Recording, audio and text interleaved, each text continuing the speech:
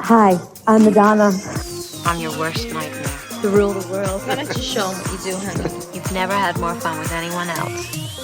People, we gotta move on to the next song. I'm sweet and I'm a bitch, you know what I mean? And that's always been the way it is. I'm a human being.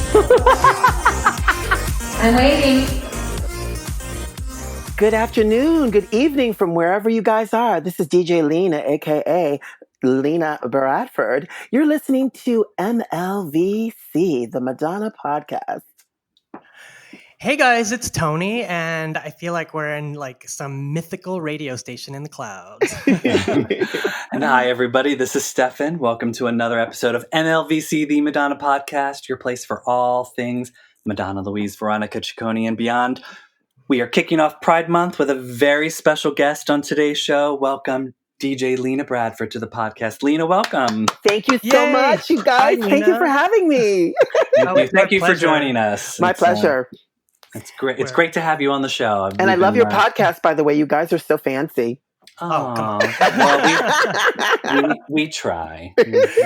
We try. We weren't always this fancy. Well, hello. But no, actually you were. You just didn't know it. How are you doing today, Lena? I know things are crazy out there, but we gotta keep going. We gotta keep pushing, right? We certainly do. And thank you for asking. I have always been a very optimistic person. That's how I grew up. And anyone who knows me or, comes to anything that it is that I'm doing knows that that's who I am. So it's just instilled in me. I don't know any other way to be. So I'm always happy. And I always see the brighter side of Sears, if you will. I can't see negativity. I don't. So I'm always going to bring love and light to the situation and also find a way to get out of a crunchy situation. So I'm doing well. I'm doing well. And I see a light at the end of the tunnel, because where there is darkness comes light. Yeah, I needed to hear that because, this is a dark time, especially, all around the world, this country, and here where we are in New York City. And, as someone who loves this city more than anything, this city gave me my life. I want it to flourish and thrive in spite of what's going on. Yes. So thank you for saying that. 100%. Yeah, hey, well, we're glad you're staying safe, Lena. That's you. important. And back to you, gentlemen, as well. I guess have to mention another thing. It's so beautiful to see because, as we are all of a different demographic, it's so wonderful to see the young children getting involved and just being proactive, because we've been doing this fight for a long time, obviously. And people want to say this is a very entitled demographic, as there is in any particular demographic. Obviously more so in this one because of the sense that we didn't have all of the modern technologies and certain things. So yes and no, but because they didn't know ACT UP and they didn't know these things that we were participating in. Yeah. It's wonderful to see them automatically get into this. They haven't slept on it. They're not stepping they're not missing a beat on this. They're really doing it. It's so good to see. It's so good to see that they got that gene. Yeah, I'm glad you brought that up because, I came of age in the 90s, and I feel like when the Clintons were in office, people kind of got complacent that, okay, well, life is good, and there wasn't a lot of pushback. And now that things are getting real, I'm glad that the kids that came up are saying, hell no, we're not That's right. up with this. We're not rolling over. This is not the 80s. We're not in the Reagan administration. We also have a lot more under our belt. We're stronger in numbers, so yeah, completely. We have a voice. So Stefan, will you introduce Lena properly to Absolutely. Yes. As we do that like was to so we like to intro all our guests just in case they've been sleeping under a rock and don't happen to know. Hey, rocks are cool, man. So for everyone who is not in the know, DJ Lina Bradford has been a staple of the New York City scene since she performed at Wigstock back in 1994 at the wee age of 5.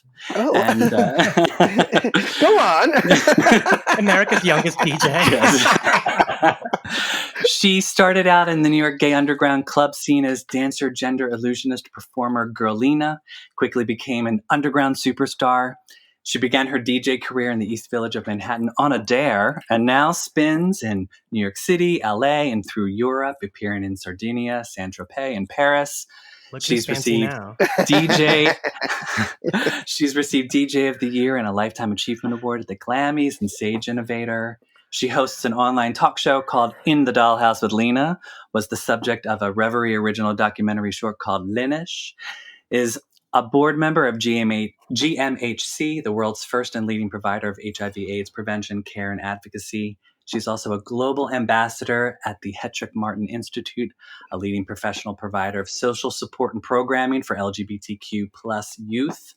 And recently, she's been helping us keep on dancing these days by spinning sets on Fridays and Saturdays on Instagram Live. So, first of all, wow, that's amazing. How are you able to breathe after all that? Because I just got dizzy.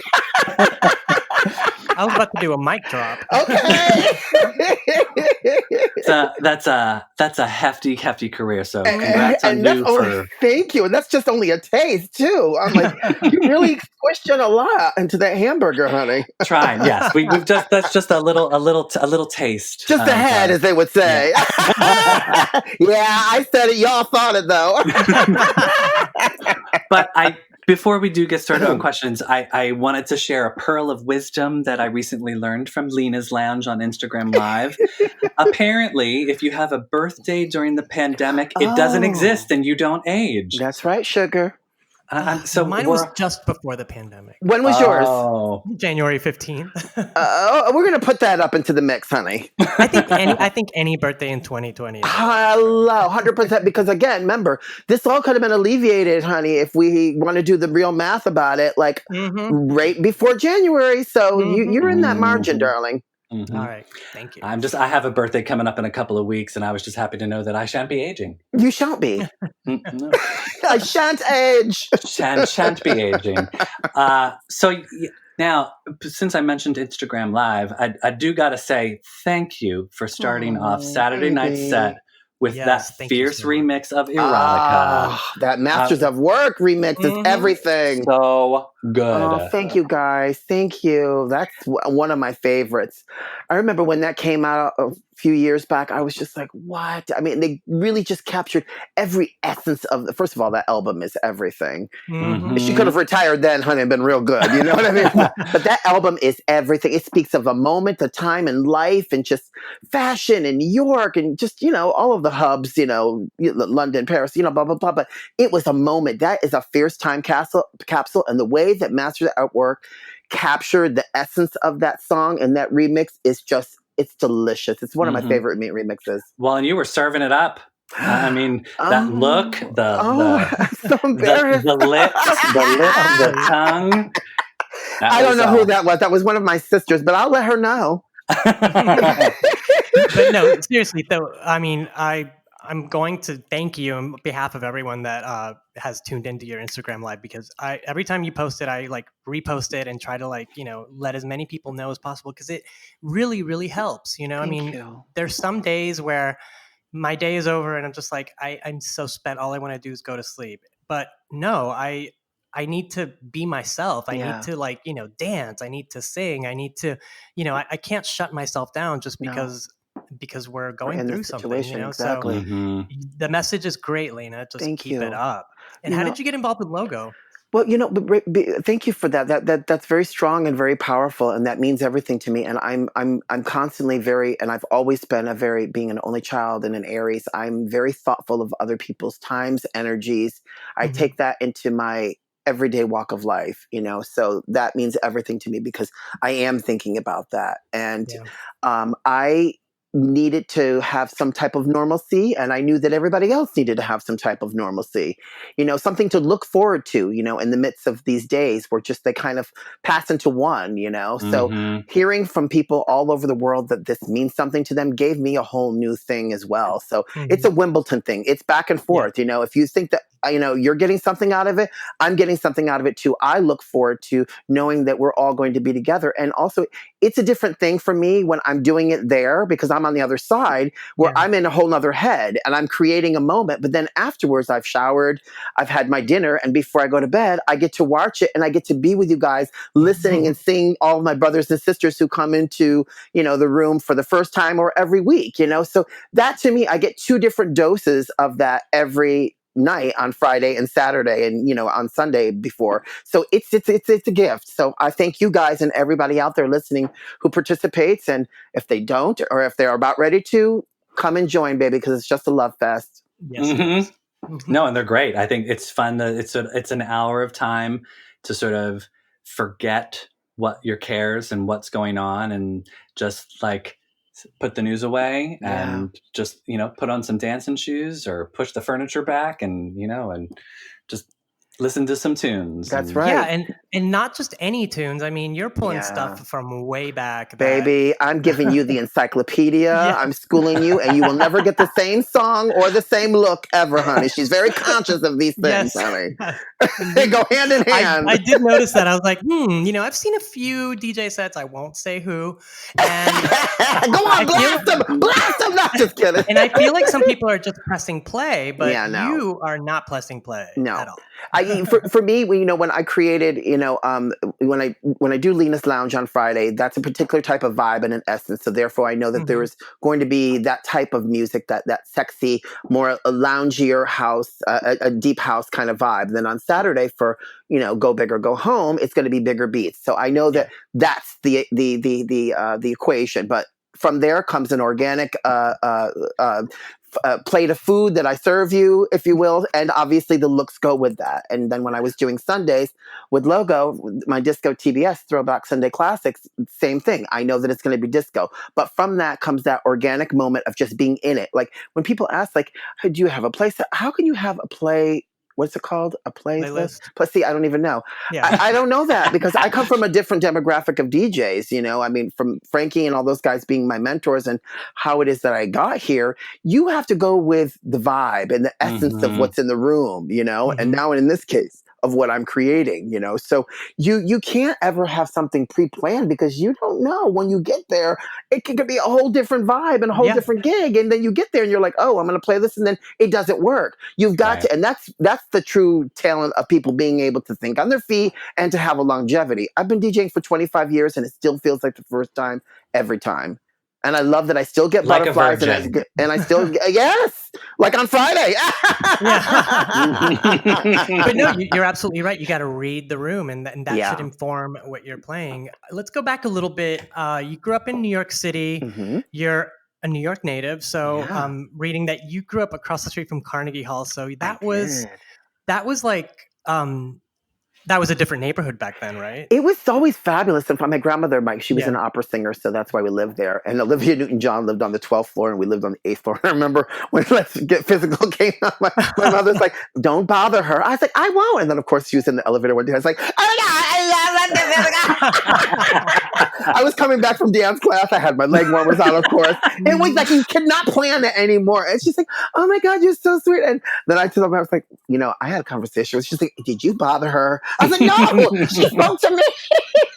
But no, I got to tell you, that neighborhood has always been very fun and innovative. I mean, it's right there. Like Shopping Haven, the Capizio's was right there. The dance center was right there. But then if you went over to like 9th Avenue or 10th Avenue, it's a whole different world, It's like, suddenly. That's what's so interesting about New York, It's that, a couple block radius, it's like, then you go further down the street, 42nd Street's down there. So, but also at the same time, it's like the front entrance of Central Park was right there. So I had this like whole Narnia moment with my friends where we would drive our bikes, we would take all of our Barbies, we would go in there and we would play in the park and just lose ourselves. Like New York was so magical. And and it's funny thing is that you never saw kids growing up in Manhattan. You just never saw kids. But we were just like these little nymphs running around the park doing this thing, but you never saw us out in the street. And I also, at the same time, I never hung out with people my own age. So, I was going to 54 and Garage and Saint and all that, honey, at 11 with my grandmother.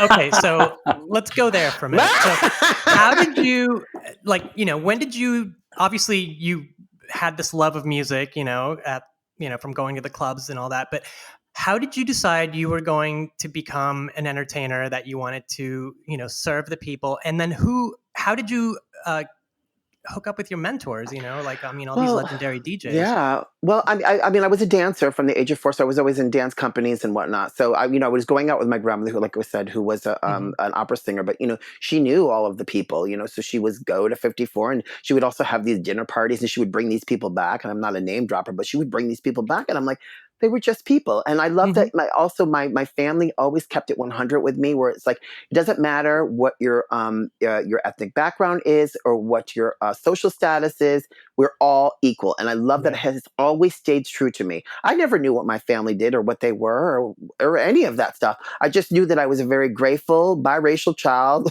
Jewish background, Irish background, who was very blessed and very down to earth. And I've always kept that, So from dance, I then started working in the clubs. I had moved up to Montreal. My friends had brought me up there one week, and I absolutely loved it. And I was like, and I went up, and my friends, and I came back, and I was like, Mom, I want to move up to Montreal. She's like, okay, fine. So I moved up to Montreal. I lived up there for a year and a half. And then I came back to New York, and then I had left dance at that time, and I was working in the clubs up there. And then I came back. I was coming back and forth on the weekends because, I couldn't miss my clubbing situations in New York at the time. Because, it's like, hello, this is the 80s. It was like prime time, good time, you don't want to miss it. R.I.P. The dance clubs back in New York, back in the day. Baby, don't sleep on it. And from there, then I came to, I was at Webster Hall one night, and I remember dancing on the dance floor, and they had asked me if I wanted to start working there. So I started working there during the daytime. And then I was going out, to many other places that were going on at the time. And my mother, who became my mother, Nisham, who unfortunately passed away at the beginning. Mona Foote, yes. I love Nisham. Yeah, it was, as well. That's a hard one, hon. Yeah, it was. She used to do Mona Foote Star Search on Tuesday at Crowbar, the original, down on the East Village on 10th Avenue, or 10th Street between A and B. And so all the girls back in the day, before they went to be where they were, did Star Search.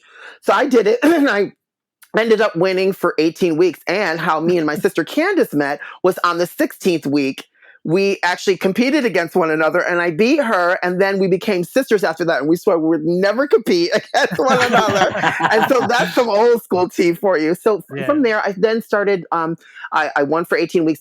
Mona Foote moved Star Search over to Pyramid, and then I ended up taking over Tuesday nights and calling it, and it became Swirl, my party Swirl, which I did for like 5 years. And then I ended up, since I was working at Webster Hall, I then created a night on Friday nights called Makeup Room.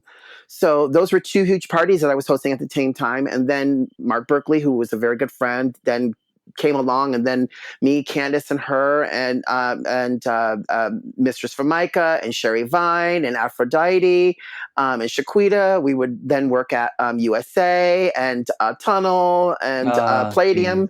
So that's how that all happened. And then fast forward to 97, and then of course, working at all these big clubs, I obviously knew all of the big DJs. They were friends of mine, and I was, known to be, something on the dance floor, being a dancer. So obviously, I was kind of like I was their snake charmer. They were playing for me, and they would see how I would like just, come alive and do shows. And then back in the day, it was all about the runway, as it still always is.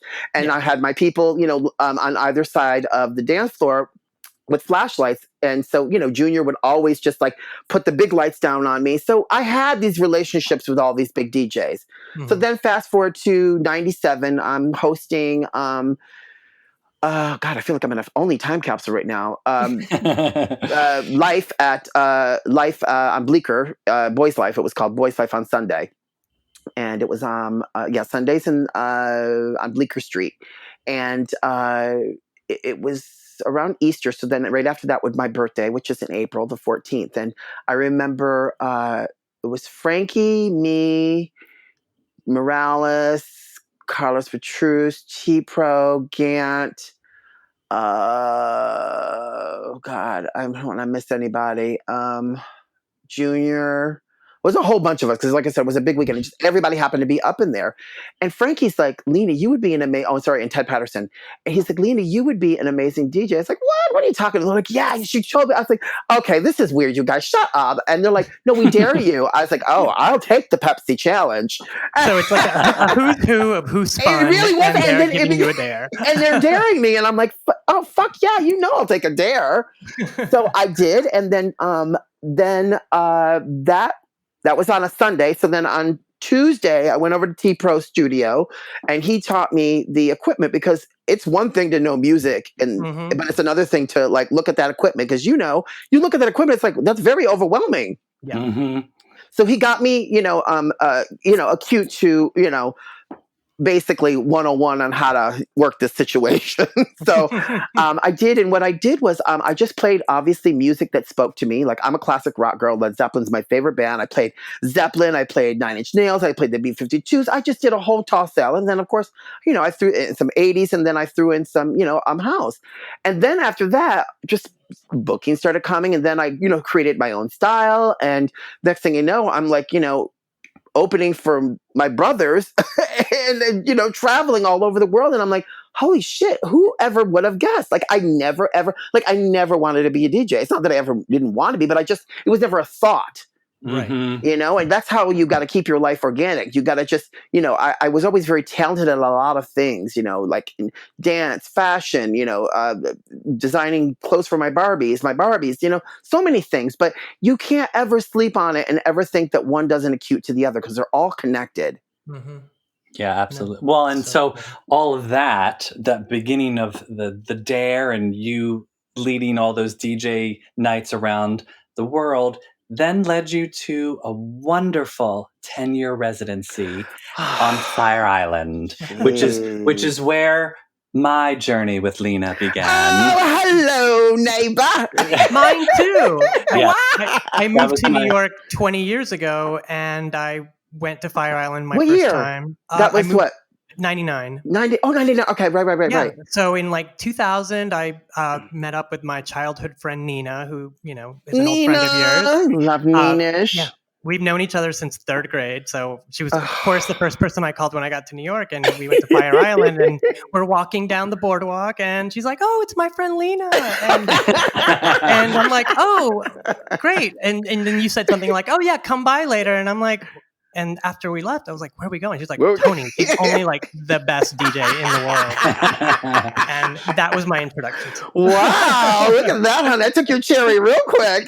Yes, and I've been following you ever since. Baby. I mean, I'm really shy, so I don't always come up and say hi, but I love shy. There. I'm shy too, believe it or not. Yeah, we used to do a share on 11 Ocean, I think it was, and my housemates, I think the year before I started doing the share with them, they were like, you have to come out this weekend. We're going to take you to Lena. And I was like, what are you guys talking about? And they're like, it's the best. And we went Friday, Saturday, and then Sunday, which was our all-time favorite, because the disco funk music is always just amazing. And I will tell you this story, because this was we started going before Shazam was out. I would hear this all the time. I know where you're going. God. Because I remember one night I asked you, I was like, oh my God, what is this song that you're playing? And you very cutely said, oh no, baby, I don't share my secrets. And I was like, I went back to my friend Colin, and I was like, ooh, she is not going to tell me what this song is. And I was like, that little devil. And so we started writing down lyrics on cocktail napkins, and over coffee the next morning, we would be Googling to see what possible song it could be. And yeah, so before Shazam, we old schooled it. Can I tell you how amazing this is going to be connected to this story? You don't know how many times I have heard people tell me that story, but then there's a part two. I have a whole, I keep, because I'm an archivist. My sister Candace is like, Lena, she keeps everything, and I do. I have every napkin that was ever slipped to me. Oh, no, honey. For the 10 years that I was out there, I had a lot of napkins. With people, with those things. And the whole reason, it was all coming from love. And you know me, when you meet me, I am light, and I'm all that. I'm Princess of Light to my people. I do that so that you guys do your homework, and that's what it's about. It's about learning about it, because I come from that school of, oh my God, I found a gem, and that feeling of like when you find something is everything. I don't come from the school of just handing you things, honey. So I give you hard love. So I wanted you to go and do all that. Well, then you've got a napkin with my name on it, where I wrote, "Love will save the day, Frankie Knuckles mix only." Honey, and guess what? I do. And you do, I know. You played it and I lived. Baby, I swear I keep it all. That's so funny that you say that. One of my favorite finds from you was Gene Carn, Was That All It Was? Like one of my all-time favorite songs now, ever since you would play that. That's such a huge compliment. I was like, oh, thank God for this song. I have goosebumps right now when you saying that, because it's such a powerful song. Yeah. Oh, yeah. It's so great. And her voice is beautiful. Her voice, it's so chilling and haunting at the same time. Oh, it's so good. We loved when you would play that. But then, and there's one more story about Sip and Twirl. Whenever you would play Ain't No Mountain High Enough, right?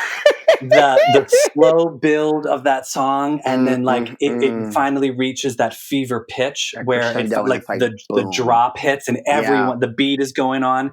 And I remember, like, you remember the original deck at Sip and Twirl, that deck would be shaking, like rattling. We would be sitting there, like standing, dancing, thinking, okay, let's put ourselves near a tree branch in case this deck gives way and we need to hang on to something. And sadly, when Sip and Twirl burned down, it was terrible that happened. But we were there that summer. The first time we were there after it burned down, we walked by just to like look and see how terrible it was. And I had to like have a chuckle because the only thing that was standing was the deck. And I thought, oh, okay, well, here we were worried we were going to... It was made with love. It was made with love, honey. But I'll tell you something. I didn't have so much luck when because I used to spend on this before maybe you guys got there. I started in 2005. So I started when they never had a high tea. So it was Lena's Lounge, and it was where the original pavilion used to be up outside. Yeah, and that's where I first used to see you in the pavilion. Right. And used to get and then that dance floor, that did cave in. So they had to build me a new place. So, and it's funny because when I did end up moving over, he was like, do we need to reinforce these floors? I was like, oh, that's up to you, sugar. Just make sure you got the DJ. No, I was like, listen, no, if they're going down, I'm going down with them, honey. That's how this happens. No, I'm glad you brought that up because I was going to ask you about like the original pavilion deck that was. I mean, if you ever danced on it, you know that. Yeah. At she had a bounce back. A couple of times per night, you were concerned about your well-being. You definitely were. I mean, they had only ever had a cassette player playing up there. So people would go from low T then there. So when I started, I was like, well, I don't know what this is going to be like. I mean, I had been going there since back in the day, when my grandmother would bring me out there. And then I remember Candace and I did like maybe a gig. But, when I started in 2005, it was very desolate. It was like after the morning parties, a lot of people had like kind of pulled away from going out to the island, especially after all of like, the things that were going on with drugs and just sickness. And so it was 2005 was really starting to like, kind of like put it back on the map and take it somewhere where it ended up going. And I got to be fortunate to be a part of it. So I was spinning in Saint-Tropez in Sardinia prior to, and when Sean Patrick Ryan, who was working for Eric at the time, had asked me, I was spinning at Barracuda at the time, and he's like, what do you think about coming out to Fire Island? And I was like, oh my God, I don't know. And he's like, I was like, well, and I spoke to my manager, at the time, I was like, listen, I said to my agent in Paris at the time, I was like, you know what, I'm going to try this and just see what it's like. And if I don't like it, I can always go back to Europe in the summer. Right. So I like change, and I like to see if there's a reason why I'm being asked to doing something, there's a huge reason why I have to be doing this is what I'm trying to say. You know what I'm saying? So I did. And by the third week, there was like a line around the boardwalk to get inside. And I was like, holy shit. Okay. So then from that, like not even a month, I was only asked to do one night, and it was just a Saturday night. From that, went from me then doing 5 to 7 at low T. I would spin low T. Then they would I would put on a long song. They would rush me up to Lena's Lounge through the crowd of people screaming and yelling, run up, start Lena's Lounge, then let everybody up to Lena's Lounge, spin Lena's Lounge from 7 to 10. Then I would have 45 minutes and then to have dinner and change, and then go on at 11, and they would have me spin Pavilion from 11 to closing. Wow. So I would be doing 3 gigs in one night every night. That's full on. Friday and Saturday. So then I did that for 2 years on that side, and then I moved over next door to create Twirlina, and then I ended up creating Thursdays, Fridays, Saturdays, and Sundays. And Thursdays was Rewind Thursday, my 80s night. And then Fridays was Lena's Lounge, of course, and then Saturday, Go Big or Go Home, and then Sunday, TBS, Throwback Sunday Classics. Yeah. Wow. So obviously style is a big part of your DJ sets. So for each one of those gigs, you have to have a new look, right? I never wear the same thing twice. I knew you were going to say that. It's been you've created a moment, a history in that. It's been photographed. So how can you try to do that again? All of those looks. I did a book when I was out in Fire Island for my 10-year anniversary because I would always document each look, and I would post it at 6:00, kind of like what I do now. And everybody would get to a little preview of the look, and to me, I think maybe that has to do with being a Barbie collector, and playing with my Barbies. Is creating fantasies and moments. So you can't try to do another fantasy with the same look. Right. No, it's so boring. So do you like come up with a vibe for the set that's in your mind, or do you? I don't know, but where do you pull it out of, Lena? Tell us. Because I know that I'm doing, for instance, what I'm doing right now on my Instagram. So I know that it's Lena's Lounge. So I know that that's the music that I'm going to be doing. So with that comes a look that goes along with that essence and that vibe. You know what I mean? So it's always going to be something less subdued, always still very fashion, but less subdued than Saturday Night for Go Big or Go Home. And then obviously that's going to be more of an avant-garde, more bigger, more scandalous, if you will, look than Friday would be. It's more sophisticated. And where are you getting the influences to do this? I mean, I'm sure sure you have your own personal style and what you like and whatnot. But like growing up, who was inspiring you? My grandmother. I go by people who I know, and also for me, fantasy is everything outside your door. And also what you create in your mind, so how can somebody else's fantasy be my reality? So when people ask me, who do you look up to? I look up to my grandmother. I look up to my mother. These are fierce, amazing women who were style mavens, strong women. So it's like, I don't need to go any further. It's right there. My grandmother was and will always be the Jordache look. She's still kicking it and turning it. I love the Jordache look. It's and look I was a Jordache model. I used to do the commercials back in the day. Oh my God, I love those. Remember the Jordache doll? I have them, honey. Of course you do. And Sergio and Sassoon. I also collect all my designer jeans. I have a huge collection. Baby, this house has got everything. Well, we may have to get some show and tell for hello. For the Instagram page. Yeah.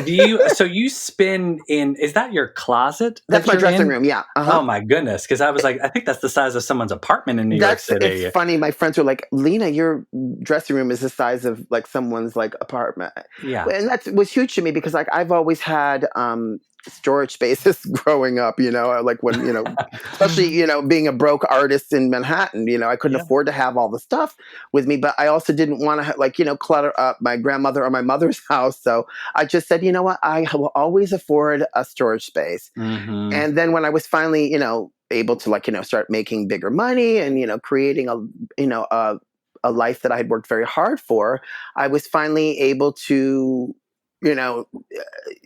downsize from a large storage space to a smaller space to now no space. So I got rid of my townhouse, and because I also have a residence in LA, so now I have a large 3-bedroom here now, and one of the bedrooms is just my dressing room. So I was able to take all of the clothes and all of the Barbies out. And so in the TV room, there's Barbies. And then also in my dressing room, there's Barbies. But then all of my archive clothing and all of my clothing are now finally in one area in my dressing room, and all the shoes and everything. Yeah, I was going to say that shoe closet looks like something Carrie Bradshaw would be proud of. Thank you. It's my dream. My goodness. And it's true. We would, part of the fun would be waiting for you to arrive at Sip and Twirl and just waiting to see what look it what was. What she was going to wear? We were like, what's going to be tonight? What's it going to be tonight? And I mean, that's there were so countless looks. I mean, I can't even remember half of them. Because people always be like, it's like the Cher show for now. We're like, we were always looking forward to what that bitch was going to wear on Sunny and Cher show. It's true though, because there were a couple of times I remember where like, where's Lena? And someone's like, oh, that's her over there. I was like, no, that's not her. She's not blonde. And then she turns around and it's like, boom, giving me blonde tonight. Definitely a guessing game. She's a chameleon. Mm-hmm. Well, I'm very fitting, you know. I mean, we'd like to have people who change it up, just like Madonna. Yes, Madonna. Yes. Yeah, gotta say. That was a good segue, babe. Thank you. Speaking of Madonna, just in case you guys forgot, you are listening to MLVC. I mean, the Madonna podcast. But right now it's a Lena takeover, and we're happy for her. So yeah, in addition to Madonna, tell us about your musical influences growing up. Like, obviously we're from the same generation, so you grow up young with disco, and then you grow into new wave and then house music, and it all, but tell us what stands out for you and what. That's a good question. And also I will have to go back to, I've worked with your queen many times, FYI, but we'll get there toward the end. Get there. We'll get there. Just didn't want y'all to forget about that. Because I know that would be real cute for you. I like I mentioned earlier, I'm a classic rock girl. Like I'm such a Zeppelin girl, and it's funny. Like I take so much of my rock and roll influence into my everything that it is that I do, and my 80s. Like the 70s and the 80s were just so big for me. Like musically and fashion, they are just kind of synonymous with just how it is that I put a good take on it being current, so I think that because when you look at those two demographics and that time capsule, baby, that was some shit that people are still ripping off to today because it was done right. Mm-hmm. This shit was done right. The clothing was done right, and the music was done right. You can't touch that shit. Best shit that ever came out. It really is a tossed salad of just kind of like my chameleon look, how it is that I feel. But I will say that Led Zeppelin is always and will always be like, one of my big inspirations through my musical journey. And I do recall being at one of your sets where you played like a really thumped up version of Whole Lotta Love. Oh, good, baby. I love you for saying that. I'm totally playing it soon. Okay, good. Oh, I love that. It's so good, right? Yes, it is. It's like, especially if you're like in the pavilion, it was like thump, thump. Yeah, and the way it builds too. Yeah. Oh, it's so juicy. And that's when I was like, okay, all my worlds come together and I danced, and Lena spins for me. So it's June, it's Pride Month, and we won't be able to have a communal pride as we usually do. Sad. I know, but it's very depressing. I think especially in light of what's going on right now, I think it's actually an opportunity for all of us to really look inside of ourselves and really understand what pride is, especially in the last few years when pride has become so commercial and corporate. So well said, baby. Which I like is where you're going with weird this. because, when we were coming up, no one would touch pride with a 10-foot pole, Mm-hmm. Yeah. Let's not be part of the gays. Well, no, but I mean, like, it was like, all these companies now just hopping on the bandwagon. Yeah. So in spite of all that, what is your pride going to look like this month? I just really like where you went with this because it is very important, because I feel like it was becoming very homogenized and very kind of like, oh, pride. People need to get back to the basics of what this is really all about. And there are no mistakes in life. Like, there's a reason why all of this is happening, this pandemic. And it's, as you see, it's really bringing people together in a way that we haven't seen in a very long time or at all. Yeah. Us, a little bit more, because we do come from the age of calling you on the phone and talking to you, Mm-hmm. but the connection, it's sad when you see people of our demographic or older start acting like these millennials where they don't know how to talk unless they're texting. Right. I'm like, guys, you're not those people. Stop. You know what I mean? Like, just be real, talk, and let's communicate the way that we're supposed to communicate. Because all this other stuff is artificial. So with that being said, it's so nice to have everybody a moment to reboot their browser and come back and flourish even brighter and bigger. And honey, I'll tell you, when we all do connect in a large congregation, when it has to do with pride, it's going to be even much more magical because we're going to be very appreciative of what we weren't able to do, but yet we're still able to do, but as far as being physically together. So you have to bring that physical vibe with the essence of who you are without being present, but present. Yeah, I've been seeing this a lot in the last few weeks, and it really resonates with me, is that our movement began with a riot, and I'm hoping that that is true with everything that's happening right now. Yeah. Yeah, no, I agree. It's great that we can, as much as I have a love-hate relationship with social media, I love it and I hate it at the same time. Thank goodness we've had it during this pandemic because it's been the one thing to help keep us in contact with each other. We've been able to still create and still put our art out there for the world to have and enjoy when so many people are trapped indoors and can't be amongst people that they love. So it's great that, especially during a month like Pride, where we are so used to being able to get together and celebrate, that we at least can reach out virtually and sort of still celebrate in a way. But that party, when we can finally all get together in person, is going to be one big old blowout. Ooh, it's going to hurt. It's going to be like that. It's going to be like partying like it was 1999, except it wasn't 1999 because that party wasn't that fun. No, it wasn't. It's kind of like, what? We wore this out for like how long? How long was that song out for? It was like 20 years, and then we get to 1999, and we're like, I think Prince was wrong. Yeah. Where are the flying cars? Yeah, right. It's like every New Year's was like 1999, honey, when that song came out. It was like, okay. Yeah, it was like, and we're done.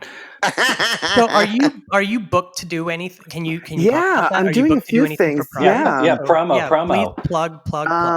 God, thank God I have a team that reminds me of this thing, but I can't. I know that I have like a bunch of stuff in different cities and countries that it is that I'm doing.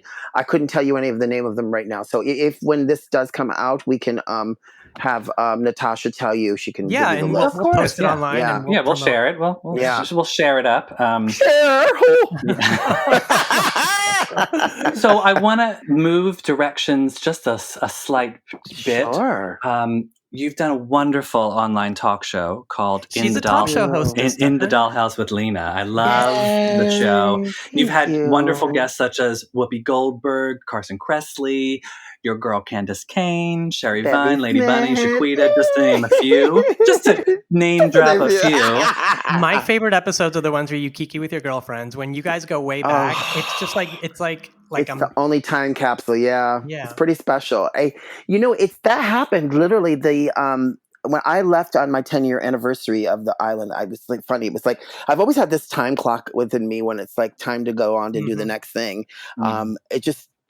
It's always been that way from when I was a performer, when I was modeling, all that stuff. I've just been like, oh, it's time to do that. And then I would just happen to look, just being the spiritual witch that I am. And I'm like, it was always on a certain time or date, like it's so interesting the way that my witchery is set up with this time clock. That's my body. So when I left the island, because during the ends of the years of the island, I was living in London at the time. So I would be in the island. I would live out there for 7 months. I'd fly back from London in March, do the photographs and T-shirts for Tourlena, and then I would open up my house on April 1st, and then we would start Tourlena like right before my birthday on the 14th, and then I'd be there from April to October, and then I would fly to LA to be with my sister Candace, spend a month with her, and then I would fly back to London and be in London from November to March.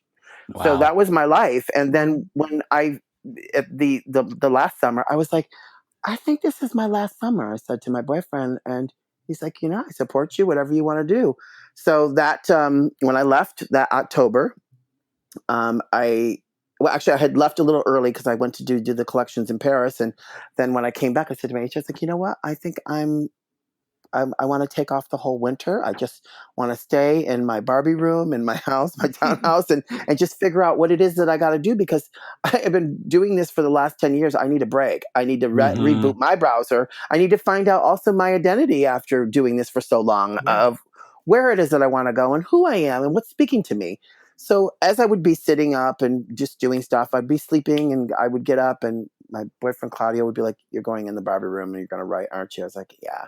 And I would just go in my Barbie room and just start writing. And I knew that at some point in some time, I've always wanted to do a talk show and have my Barbies be a part of it. Because, when I was playing with my Barbies, sometimes they would be talk show hosts or they would be this and that. So I knew that somehow this would all line up with actually me doing it.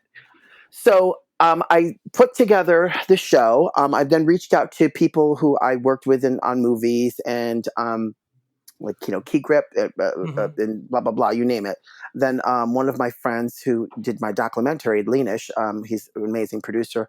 I brought him on, and then another friend of mine who was a producer for Oprah, and it helps to know good people, right? Absolutely. And we did a pilot, and we did it in my Barbie room, and on the pilot was my sister, Lauren Foster. And from Miami, right? Yeah. First Vogue trans model. That's what I was going to say. Yes. She was Vogue Mexico. She was the first trans woman to ever appear in a full editorial layout. Yeah. And Tony knows his facts, let me tell you. Yes, he certainly does. And she used to be Grace Jones' assistant too. Hello. Oh my God. Yeah. I was when I was spinning Winter Party right before this pandemic, I was staying with her. That's my sister. So whenever I'm in Miami, I stay with her. But she was in New York at the time for a couple of months. She was writing her book. And I had her be our guinea pig, if you will. So we did the pilot with her, and it was so fun. So then after that, after I got the feel for it and put the whole thing together, I then called on to people who I wanted to be guests. And I literally, I financed everything. I had my downstairs level of the townhouse as the craft services. I had car services picking up all my guests. And I shot 8 episodes in one day. Wow. And that was season 1. And then season 2, I did the same thing, but I had to do it in 2 days just because of scheduling. Yeah. And then I wanted to make it mine. I wanted to find out what this was all about. So when I started doing it, people heard that I was doing it and wanted to pick up the show. And I said, no, absolutely not. I need to get the legs. I need to find out what this is about. And I want it to be my vision. And I don't want it to be somebody else's before I even know what it wants to be. Right. So that's why I decided to make it a YouTube situation where every Thursday was a new episode.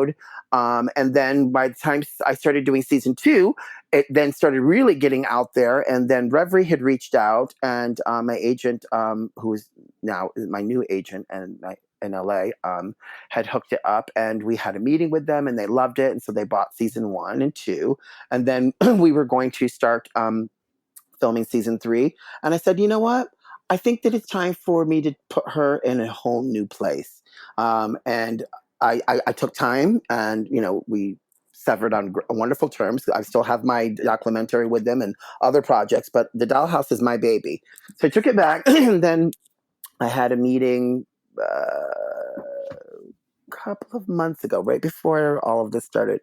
And I can't say, but a brand new amazing network is picking it up. So season 3 is going to be exciting, very, very, very sickening, and it's going to be really, really big. And the guests that are coming on season 3 are just magnificent. And it has nothing to do with what the person does. It has to do with who the person is. I said, if you pick up trash, darling, and you're amazing and fierce, you're going to be on my show. Like, I'm that girl. I'm very unbothered by all that mascara. It means nothing to me. I don't care what you do. We all sit on the toilet and shit and pay bills. I keep it 100. And that's who Lena is. And anyone that I keep myself around. So those people are on my show. So they're fabulous and they're amazing, regardless of what they do. Oh my Oh, God, I'm are you so excited to see. I for can't season wait. 3 Yeah, me now? too. I'm excited. And what's great is that I get to film half of it in New York and the other half in LA, since I live half of my time in both. I'm Well, also who doesn't love a location shoot? I mean, yes, So that's you true. heard it here. Lena is bi-coastal. And right before all of this, I'm working on another TV show that I was in. I had for the last 4 months. I had been in table readings. We were start to film on the 23rd of April, but obviously this all got pushed back. So stupid we just COVID-19.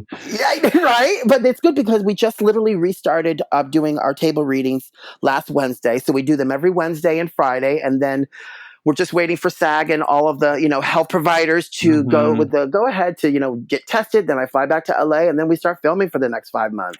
But you know what's Fun. great about that, Lena, is like the gift that you got to learn the material Oh and my to get God. over it. And 100%. And also, Absolutely. too, all the people who signed contracts and started filming beforehand, yeah, they were paid. But guess what? All that money and their show is no longer happening because they had to pay out all the people for all the time that was, spent with nobody on the set. So it was a God gift that we did not start filming. And also, too, like this is really just going to catapult and take everything that it is that I do for my community, because I'm an everyone person. I'm not a me person. I do what I do because I know that I was brought to this earth to be there for the people. Like that's why I'm a people person. I'm a vessel. I've always been a princess of light, and giving that light and that energy to people. That's my first gig, is bringing people together, whether it's speaking engagements, DJing, acting, it doesn't matter. Like standing I on do the it. street, talking to the person next to you. Yes, No, and in I've the seen you elevator. in action. I know how you are. I love people. I do. I'll be the one in the elevator with strangers and having everybody laugh at the end because I just love people's energies and talking to people and finding out. And you know what? Who at the end of the day doesn't want somebody to put a smile on their face and want to laugh? Yeah, we all want to be seen and heard, and especially nowadays. And laughter really is the best medicine. I mean, laughter and dance, that's what's getting me through this. When we have these moments of darkness, I'm just like, I need to like open up the window and get that bit of light in. Yeah, it's so That's important. true. You both have wonderful speaking voices, by the way, on the radio. Oh, well, Lena, thank that's you. because when we started this podcast, I was the king of. I mean, I couldn't even talk. Let's just get real, okay? We had to give Tony a little bit of caffeine before we would record, and we've both come into our own. Yeah, we've been doing this for a year, and I found this about myself, that I love talking to people of from all kinds. Now we can't shut him up. Now just talk. Especially when you have somebody to feed off to. You know what I mean? Exactly. Yeah. I love everyone we've spoken to. I love everything they have to bring. Everyone is different. Everyone has a different energy. That's beautiful, honey. It shows. Yeah. You can hear it in both of your voices too. Thanks, darling. Well, we love doing this, lovely. especially, during this, lockdown, we started, doing more episodes, and that's great. And we really love connecting with our fans, and giving them some, being able to give something to someone. Well, I'm going to be pimping it out a lot on my platform because more people need to know about these two gorgeous cherubs out here doing this great gig. Well, before you go, we do want to talk just a little bit about Madonna. Well, okay. We just a little bit. Oh, that lady. Yeah.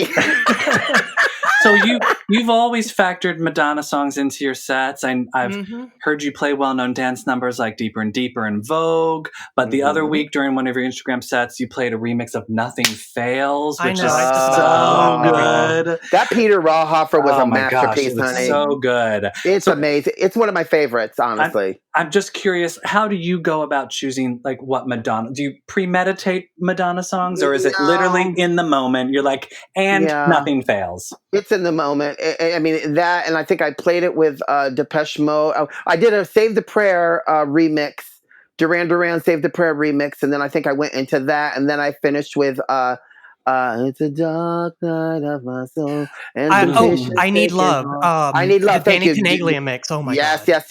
So it was those three songs together, and they just happened to really make a beautiful story together. I'm about creating a storyline with my music, from the first song to the last song. Like, that's the school I come from, because Larry Levan used to always do that for me at Garage, and that's just in my blood. So I think of a story that I want to tell. That's all. I think of a story, and then as I'm putting the story together in my head, I'm feeling out obviously the energy in the room or whatever the situation is. And then from there, I'm like, okay, now go to it. Go through your book, girl, and have it and create it.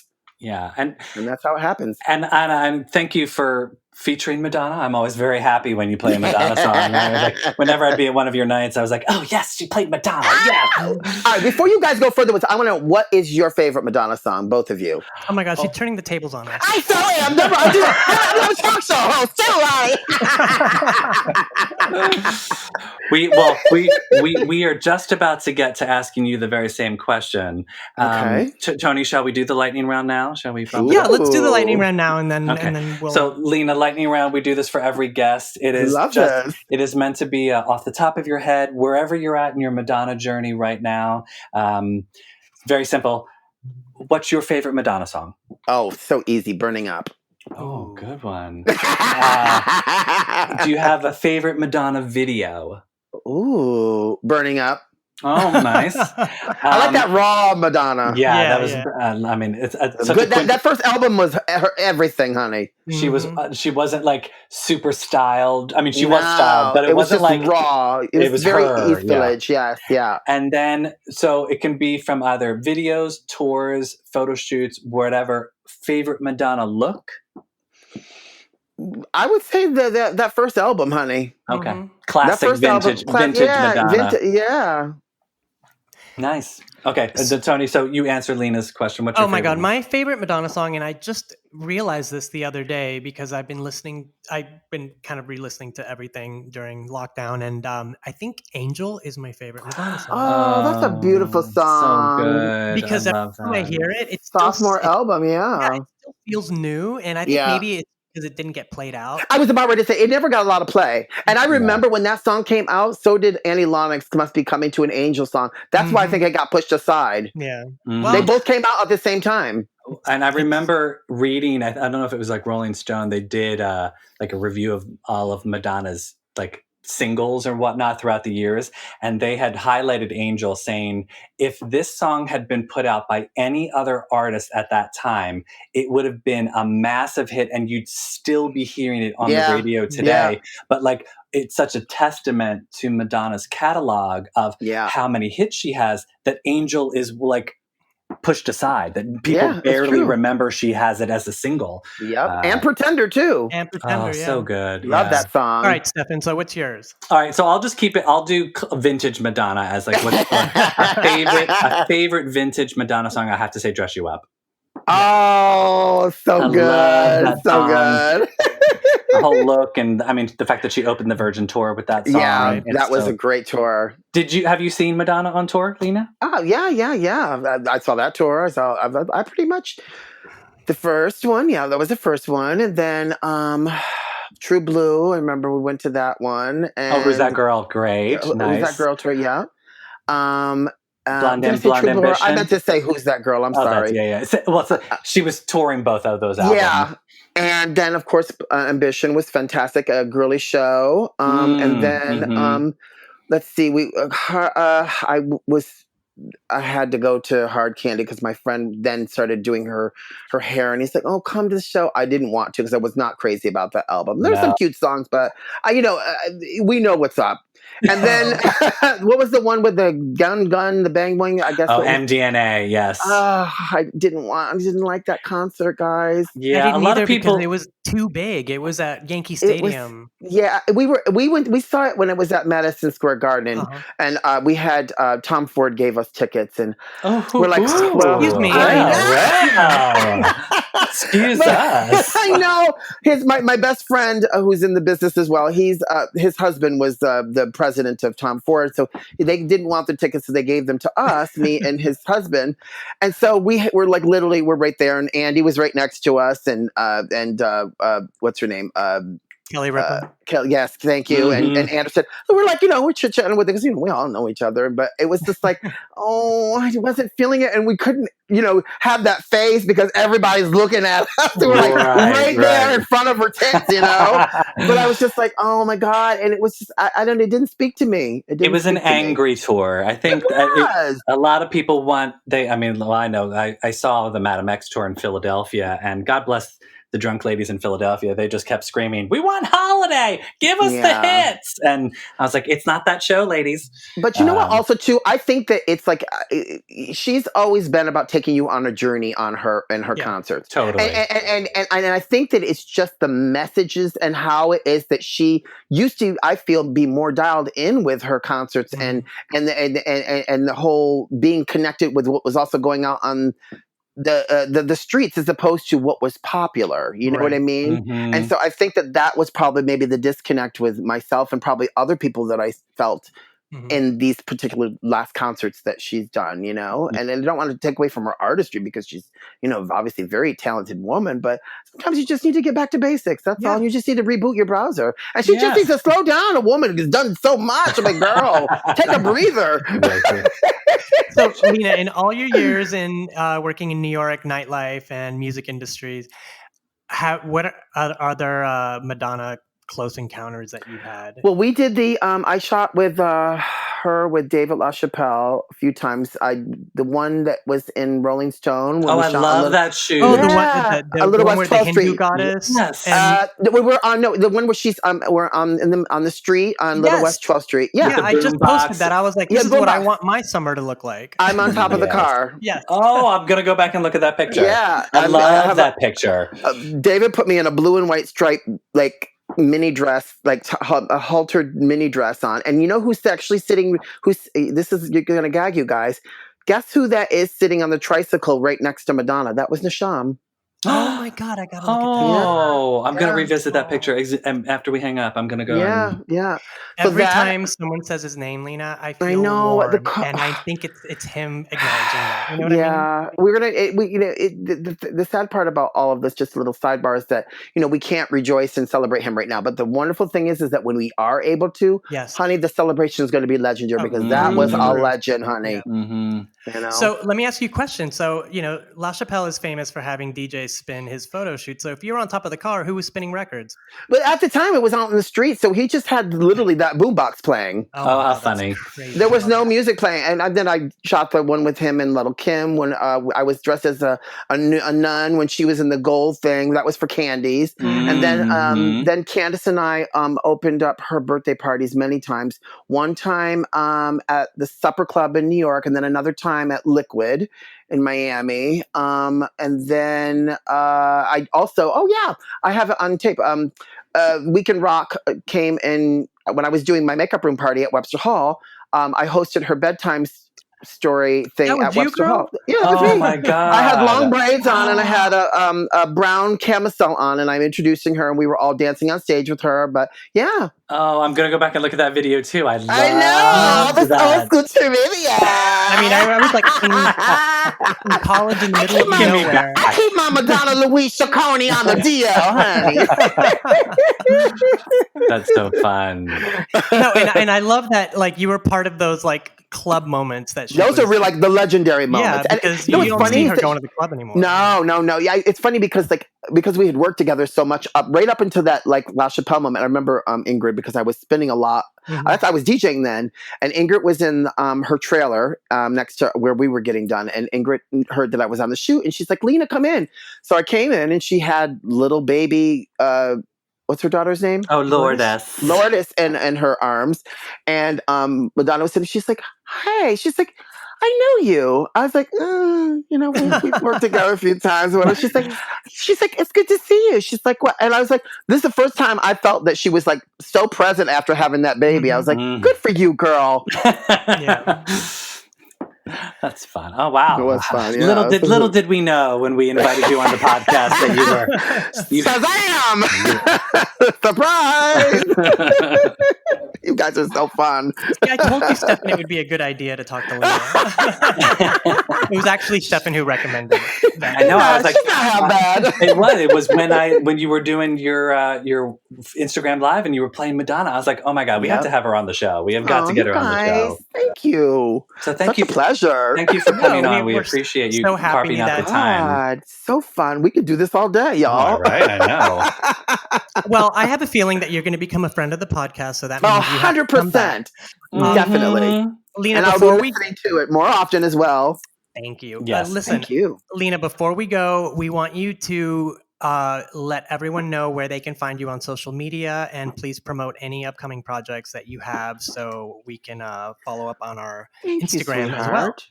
And also, too, you guys will be a guest on the Dollhouse because, like I said, I like interesting, fun people. So, I would love that. Just putting that out there. I would love that. And it's going to be in front. Oh, I didn't tell you. This is going to also have a live studio audience. Nice. I know. They're like when we were having the meeting, just a little sidebar. They're like, "You need a live studio audience." I'm like, "Well, I had my Barbies there, and I thought that they were laughing and applauding. But yeah, and a live studio audience would be great." Well, I'm excited to be welcome. Thank you, sweetheart. You're very welcome. My Friday and Saturday is on my Instagram page, and I was doing Sundays with Logo, my TBS, and we'll probably go back and doing that like maybe around Pride and whatnot. But it was a 5-week contract, and it was so much fun. But Fridays and Saturdays, Fridays is 7 to 8 and Saturday is 8 to 9. And then we have some Pride engagements coming up, which you guys again can reach out to Natasha about. And then some other stuff that I can't speak about, but that you'll see relatively soon when we get out of this pandemic. Amazing. Yes. All will be revealed. All will be revealed. And you're on Instagram at the Lina Bradford. The and Lena then there Bradford. also is one for In the Dollhouse with Lena. In the Dollhouse. Okay, perfect. We will post both of those. Amazing. Thank you, my love. And we just wanted to reach out to all of you guys again and just thank you for listening, especially during these times. I hope that we were able to entertain you guys and put a smile on your face and, just spend time with each other. I think it's so important. So It is.